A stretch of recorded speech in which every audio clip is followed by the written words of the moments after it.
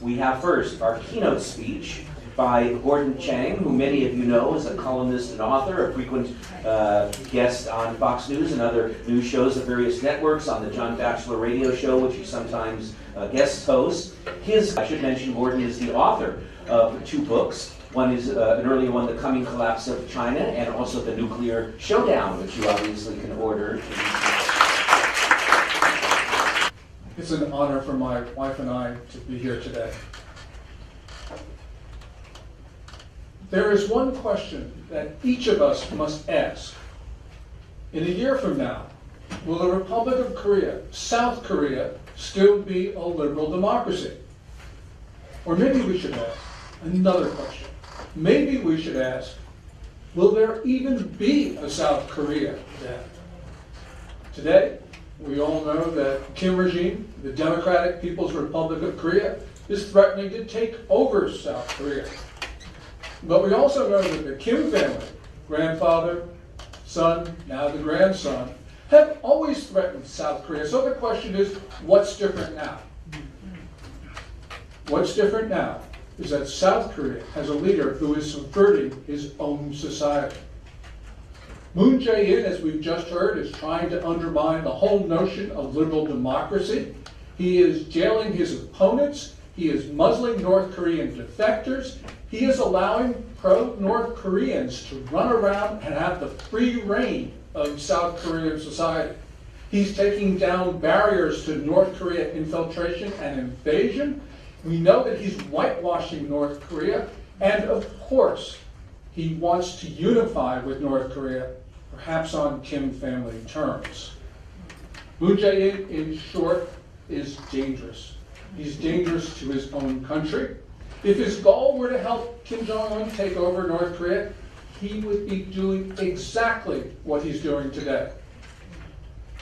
Kim Jong-un has no better friend than the president of South Korea. Let us look what happened when Moon traveled to Pyongyang last month to meet with Kim Jong-un.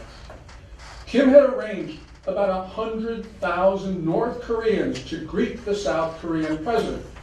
And the North Koreans were waving flags. They were waving either the flag of North Korea or the blue and white unification standard.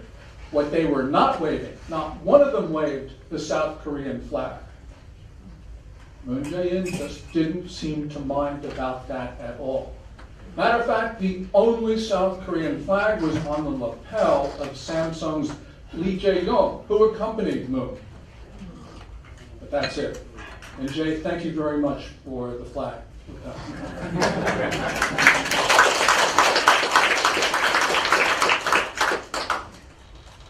What we saw in Pyongyang was Moon trying to downplay the legitimacy of the government that he leads and even downplay the existence of the state that he was elected to represent. So let's look at what Moon actually said when he was in North Korea. And pardon me for my pronunciation. Moon on the trip often used the phrase Namchuk, literally south side or south, when the custom has been for South Korean presidents to refer to it Hongkong, literally the country upon people. Similarly, Moon, when he was in North, said Namchuk Gukmin, that translates as South Side citizens. South Korean presidents would normally say Uri Gukmun, literally our citizens, or figuratively, my citizens.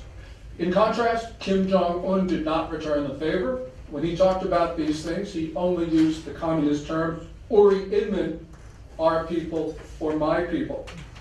Moon's choice of words clearly indicated that he was subtly, but nonetheless significantly, he was not asserting the right of South Korea to exist. Now, Moon obviously wants to change that position, which has been core to South Korea's existence since its founding in August of 1948. So, for instance, recently his Ministry of Education has disturbingly changed the textbooks. Up to now, South Korea's textbooks have said that Seoul, quote, is the only legitimate government on the Korean peninsula. New textbooks, those authorized by Moon, do not include that phrase. Also, the Unification Ministry's training materials no longer include that important declaration. Now, to pave the way for unification, which is obviously Moon's cherished goal, he's also tried to make South Korea more compatible with Kim Jong-un's North Korea. Most fundamentally, the Democratic Party of Korea, Moon's party, led an attempt to remove the concept of liberal from democratic in the South Korean constitution. Now, fortunately, South Korea's conservatives were able to rebuff that effort, but the education ministry in June of this year tried to change the country's textbooks again to eliminate the concept of liberal from the concept of democracy. The ministry had to relent in some respects, but nonetheless we can see what Moon is trying to do. Moreover, Moon's government has given only a lukewarm endorsement to the National Community Unification Formula, which has been endorsed by every South Korean president since 1989. And that formula affirms that a unified Korea should be a liberal democracy. The Kim regime in the North, of course, rejects the term liberal, but it does say it's democratic. And so therefore, what Moon is trying to do is to remove a barrier to unification. Moon Jae, in unfortunately intangible ways, is also undermining democracy. Since becoming president in May of last year, he has used the control of the big broadcasters to muzzle those views that he does not like, and also to promote North Korean views. And as Lawrence Beck has pointed out to me, recently an American expert who was visiting Seoul was warned by a state-funded broadcaster not to voice views of criticism of Moon's approach to North Korea. Now Moon's government is going after free expression on social media. Minju, his political party, has sponsored a broadcast reform bill, as it's called. And that bill, if enacted, would allow the government to take down YouTube videos that it doesn't like. As Ambassador Lee has said, YouTube is a main venue for those who don't share Moon's views. In South Korea, is it really becoming North Korea? Well, it's certainly moving in that direction, because we see that Moon, using the color of law and also insidious means, is actually moving the government to a very coercive position. A favorite tactic has been to use criminal defamation charges against critics. Moreover, the South Korean government is pressuring North Korean defectors to keep quiet about their experiences in North Korea and how they feel about the Kim regime. Conservative voices, Peck says, have been prosecuted, they've been persecuted, they've been pressured, they've been censored, they have been retaliated against, and they've been harassed. And they are not the only ones who have been targeted by this. What we are seeing is North Korean elements in South Korea are starting a reign of terror. And in that reign of terror, the North Korean elements, of course, feel free to speak, and they're denying that same right to others.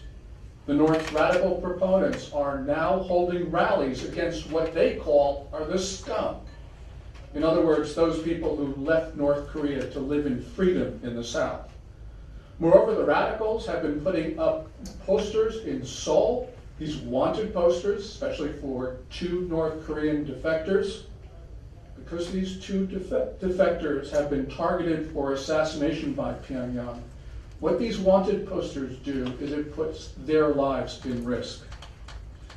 Free democracy, as we now know it, is currently on the verge of collapse, say many people in South Korea. And that's true, because the feeling of alarm is certainly, with justification, widespread in South Korean society.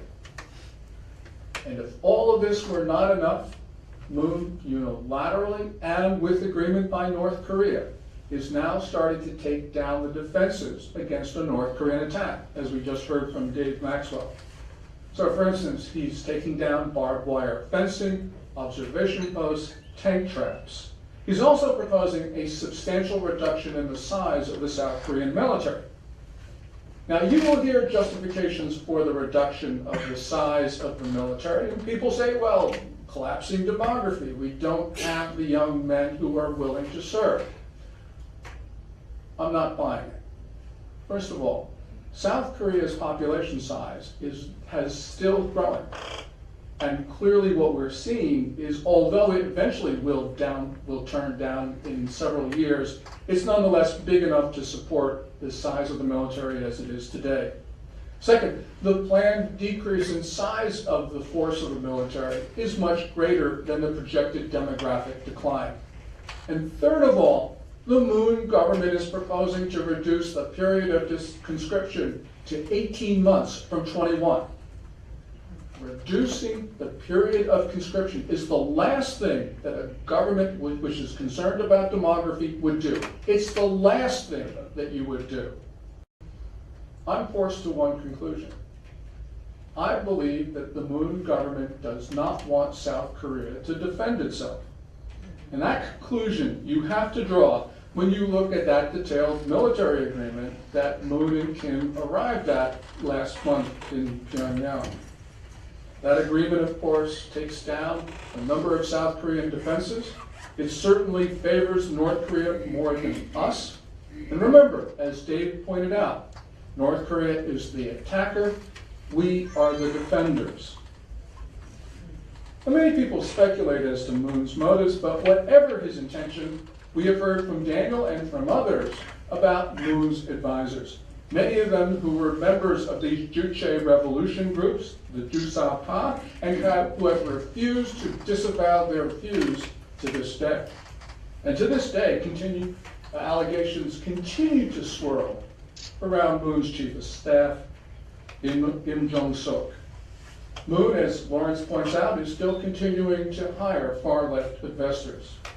Therefore, Moon's refusal to insist that North Koreans fly their flag, his flag, the South Korean flag during this trip, is disturbing. This is a breach of diplomatic protocol, and any national leader would have insisted that the South Korean flag be flown. As my friend Dave Maxwell says, I'm sorry to rely too much on you, Dave, but you are the source of my wisdom on this. The North continually attempts to subvert, coerce, and extort South Korea. And now Kim appears to have recruited a sympathizer in the form of the South Korean president. As a result, we all have to be concerned that South Korea is becoming defenseless, under threat from a militant regime. As an initial matter, there's a danger, a real danger, that the United States is just going to get sick and fed up with all that's going on and walk away from South Korea. We know that we have a president who in March of 2016, when he was running for the White House, actually suggested that the United States walk away from not only South Korea, but Japan. But there is real anger in these days, and that anger is justified, as it should be. We've got to remember, go back to the end of October of last year when the South Korean Foreign Ministry issued, in conjunction with the Chinese Foreign Ministry, the infamous 3 no's. Those 3 no's were that South Korea would not allow any more emplacements of the American-built THAAD missile defense system, that South Korea would not participate in any ballistic missile defense system, and that South Korea would not join any tripart alliance with Japan and the United States. Now, there was no or virtually no consultation with Washington before South Korea issued the 3 no's, and that, of course, is inconsistent with South Korea's obligations as a treaty partner. By issuing the 3 no's on missile defense and alliance matters, South Korea essentially told us 2 things. First of all, Seoul was saying that Beijing was more important to South Korea than the United States. And Seoul was saying that although the United States is obligated to defend South Korea, we cannot use certain weapons to do so because China would be angry. Since when did China get a veto over the defense of the Korean Peninsula? Since when do the Chinese get to say what weapons we can use to protect ourselves from a threat that, after all, China has nurtured? And of course, the military pact last month, that too was negotiated and signed without consultation with the United States.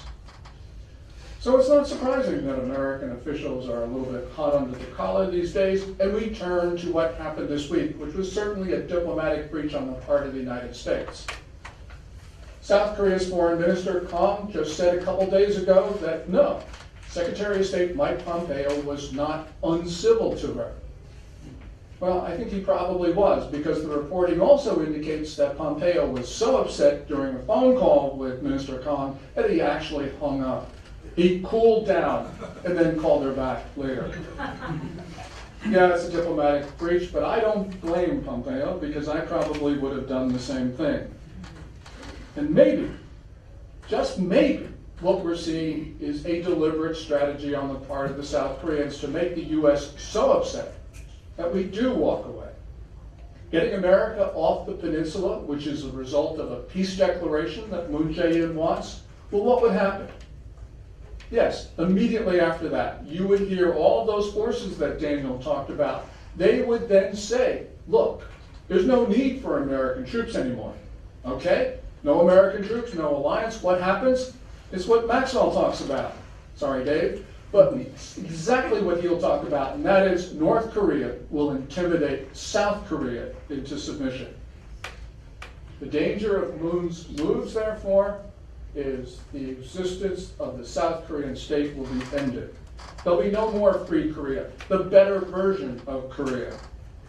So if South Koreans don't stop their president, then we could see the DPRK in a position to take over the South. And that's not just my view. Kim Jong-un in recent months has been talking more and more about quote-unquote final victory, which is North Korean code for the elimination of the South Korean state. So he's getting optimistic that he, Kim Jong-un, will be able to do what his granddad and his dad was not able to do, which is to absorb South Korea. So what should we do?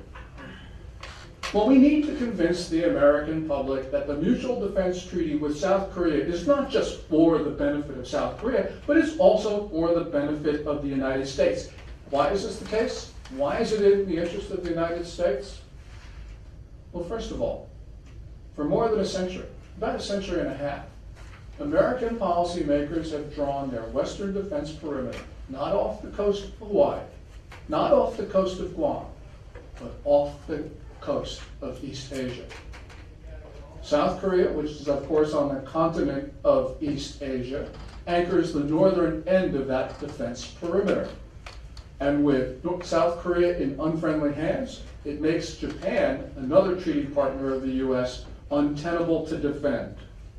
Second, we all know that this is a time when democracy, the form of governance, our governance, is under attack by large authoritarian states and under attack by others. We cannot afford to lose any free society, especially a free society as important as South Korea's. All of us, South Koreans and Americans, should continue protesting in Seoul, and we should continue talking to the American public and American policymakers. Americans need to hear that not all South Koreans support their President Moon Jae-in. Americans need to hear that South Koreans want to continue to live in freedom. All of this, of course, is a tall order because, as we've heard so many times today, the media is firmly in the control of Moon Jae-in. But this is a struggle that we can win, and it's a struggle that we will have to win. America's security is dependent upon the security of South Korea. South Korea's security is dependent on ours. So for Americans, from our point of view, defending South Korea is defending America. And that's why these conversations, and that's why these months are so important to us, because we may not have much time. So for all that you have done, and all that you will do, I salute you. May we all live in peace, and more important, may we all live in freedom. Thank you.